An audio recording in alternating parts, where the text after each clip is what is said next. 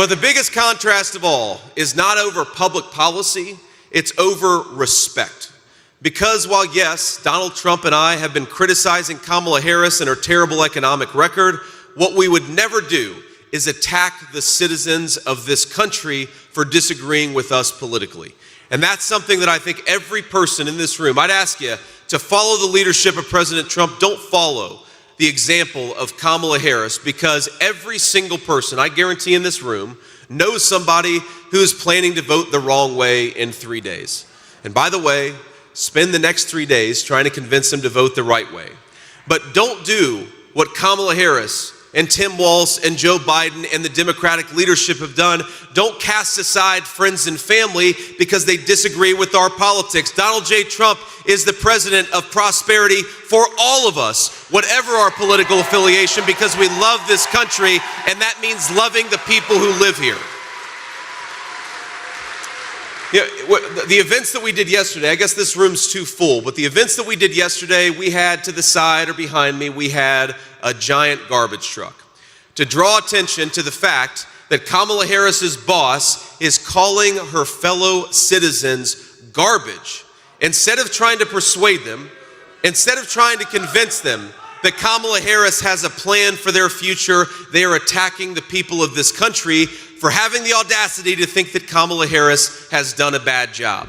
So in many ways, the most fundamental difference is not between any particular policy, though there are a lot of differences. The fundamental difference is that Kamala Harris and her Democratic Party bosses call us garbage. Donald J. Trump wants all of us to have a better life, and we're going to fight for that every single day.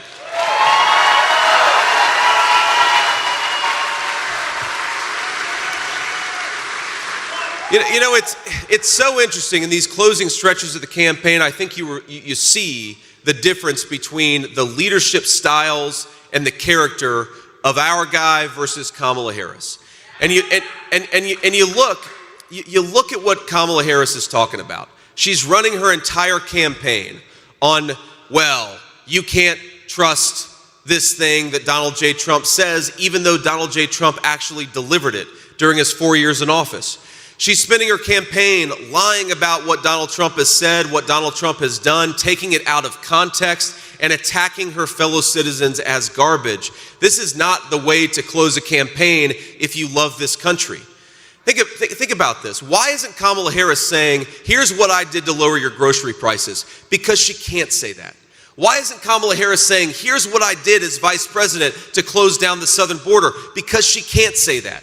Why isn't Kamala Harris bragging about what she has done to make your life better? The simple answer, she can't brag about it because she hasn't done it. Because the very policies that have made your life worse are policies that she bragged about and supported for 4 years. And now, 3 days before an election, she's trying to pretend that she's somehow different or will be different than she has been for the last 4 years. We need to reject that lie, reject that kind of dishonesty, and remind our fellow citizens that Kamala Harris has failed, Kamala Harris broke it, and Donald J. Trump will fix it.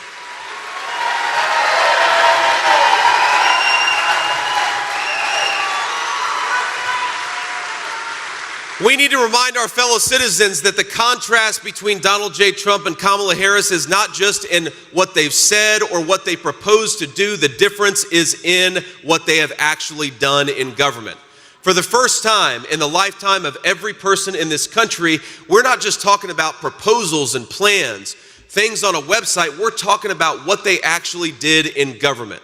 And I think it's useful to contrast the America of Donald J. Trump and the America of Kamala Harris.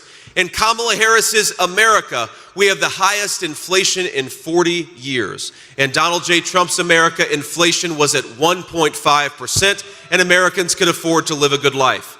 In Kamala Harris's America, wages are stagnating and the economy is shedding jobs. In Donald J. Trump's America, we were adding jobs and wages were rising as fast as they had in 40 years in the United States of America. In Kamala Harris's America, the border is open and our communities have been flooded with fentanyl. In Donald Trump's America, the border was closed and our neighborhoods were safe and secure.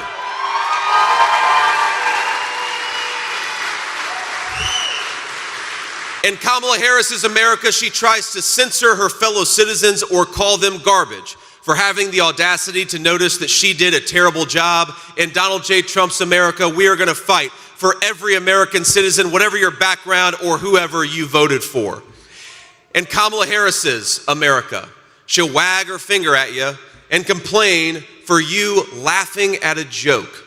And in Donald J. Trump's America, we have a pretty good time because we love this country and you can have a good time.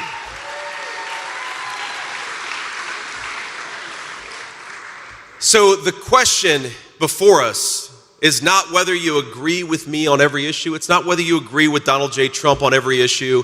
The question is whether you want peace and prosperity for your fellow citizens, or whether we want to double down on the failed leadership of Kamala Harris. The question is whether we believe that we actually had peace and prosperity when Donald J. Trump was president, and we did. Or do you believe that somehow Kamala Harris is going to do something radically different over the next 4 years than she did over the first 4 years? The answer is no. We know the answer to that question. So let me leave you with this last thought, because again, I think it's so easy to get caught in the red team versus blue team. But remember, we've got a lot of good Democrats and independents who are on our side, who are fighting alongside of us every single day. We've got Bobby Kennedy and Tulsi Gabbard, as Don mentioned. We've got Brian Kemp and Nikki Haley.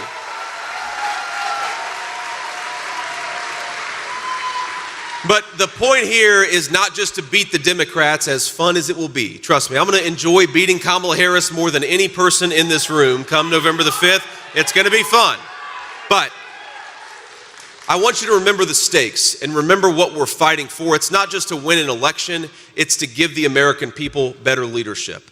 You know, when I think about the future, I of course can't help but think about it through the eyes of my 7-year-old, my 4-year-old, and my 2-year-old. And I talk to all these parents who have lost a kid because their kid took something that was laced with fentanyl and they never got a chance to lecture their kid or to ground their kid. That simple teenage mistake took their child from them. I want my kids to grow up in a country where it's safe enough for them to make mistakes and learn from it rather than that mistake become a death sentence.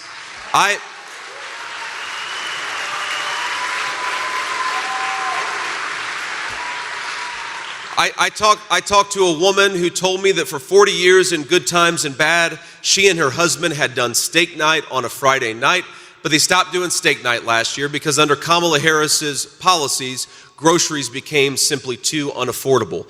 I want us to fight for every citizen who works hard and plays by the rules to be able to afford a nice steak at the end of the week because we have prosperity for all of our citizens and everybody who lives here. I want to be able to look our proud veterans and active service members in the eye and tell them that when we send them to some foreign country, we do it for the defense of the United States of America and not to be the policeman of the world.